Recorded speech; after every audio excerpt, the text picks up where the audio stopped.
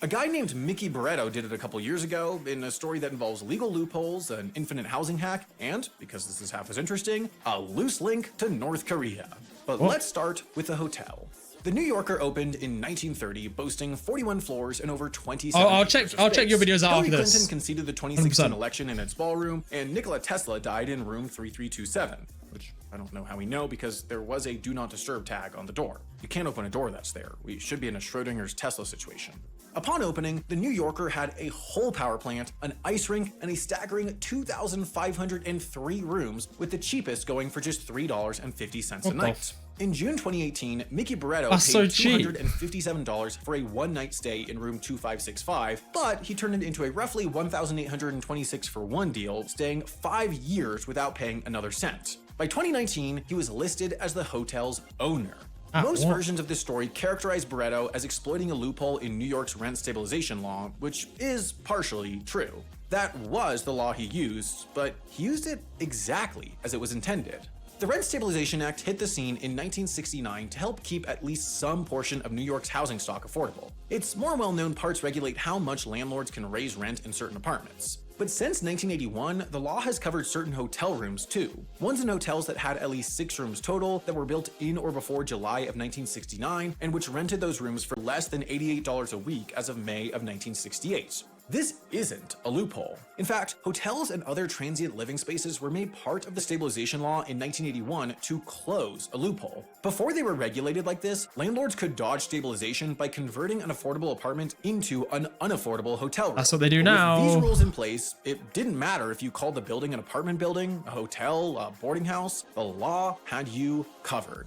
It allows guests in covered hotels, like the New Yorker, to request a 6-month lease on their hotel room at a discounted rate and become permanent residents. Officially, they have the right to so-called customary hotel services, getting their sheets washed at least once a week, having their furniture repaired as necessary, and 24/7 staffing in the lobby. The only exception here is that if the hotel didn't offer one of those things in 1981, they didn't have to start just because you got a lease. But even though this part of the law is intentional, it seldom gets used. Hotels rarely, if ever, tell their guests they have the option to go Zack and Cody mode, and most people just don't know. However, Matthew Hannon, So you can, I think you can still do this today, no? I don't know, you guys are bringing up random shit. 2018 was not most people, and according to Barretto, Hannon told him about the rule during their night there, which I totally believe because who hasn't booked one night in a hotel in the city you live in, learned that night that it was subject to a little-known rent regulation, finagled yourself 5 free years there, then fumbled the bag so hard you face jail time? I've actually done that twice. Comment below if you've done that twice. So the morning Barretto was supposed to check out, he asked for a 6-month lease and they were like, "No, get out," and took his bags out of his room when he didn't check out. So he went straight to housing court and said he got illegally evicted. A few months later, they held a hearing and the New Yorker was so unworried about it that they didn't even send someone to represent them. But thanks to the stabilization law, the judge ruled in Barretto's favor and became a permanent resident of the New Yorker hotel. Now, you might be wondering if you could pull this off, and, well, maybe. It's hard to know how many hotel rooms out there are actually subject to the Rent Stabilization Act or which ones they are. One article estimates that there are about 51 hotels in New York that this might apply to, with something like 3,865 stabilized rooms in the mix as of 2017, but even they admit the data they were working with could be totally off the mark.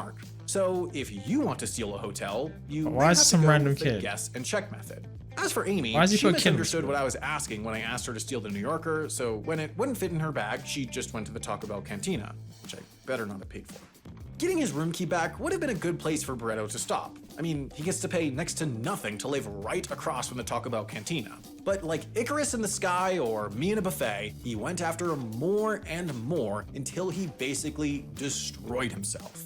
The judge's ruling in his favor didn't say the hotel had to give him a lease, limit his stay, or even demand he pay rent. It did say he had, quote, possession of his room, and it turns out, if you squint, possession looks a lot like ownership. So he brought the judge's order to the Department of Finance, which records who owns what, to get the deed to his room put in his name. But the hotel What? isn't broken down by room in the department's database. The only ownable property there is the entire hotel. What the fuck? So Brito was like, okay, then that's what I possess. And after 6 failed attempts to get the deed in his name, the 7th went through and he became the recorded owner. I don't know if you're just crazy or what. What goes through your head to think, you know what, fuck it, I'm gonna just try and get ownership of this hotel. What? How is this possible? Well, turns out when the government looks over a deed transfer, they're mostly looking for technical stuff. Is it notarized? Is it on the right paper? Most people aren't trying to mess around, and even if something fraudulent gets on the record, it's still fraud, so catching it at the front doesn't matter as much. Deed or not, Mickey Barreto never became the hotel's actual owner. Oh, man. The actual owner is the Unification Church, a cult-like religious group with ties to, and y'all are gonna love this, North Korea. We'd And be because they're a screwed. church, the hotel gets certain property tax exemptions. But when Barreto put the New Yorker in his name again in 2023, it lost its exemption, and the Unification folks' taxes went up by $2.9 million. Also, Barreto tried to 2023, get the that's hotel's so accounts put in recent. his name and convinced the diner downstairs to send their rent checks to his room instead of the church, which they didn't, but nice try. The hotel sued Barreto a handful of times over the course of this whole saga. First to say they were exempt from the housing law, which failed because it's hard to prove whether or not you were charging $88 a week in May of 1968. They offered him leases, but he never signed one or paid, so the court let them evict him in July 2023. After the tax exemption episode, the Unification Church took him back to court for contempt, and in February of 2024, he was arrested and arraigned on 24 Oh counts, my God. including 14 of felony fraud. As of Jesus. writing, Hannon hasn't been charged with anything. Barreto, though, could see prison time, which I really hope doesn't happen, but at least we could be pretty confident that if it did happen, he'd probably own the prison after his first night. He could have, he maybe just could, I know it's crazy. Like, there's no way in hell, but he could have actually technically owned it in a way. Like,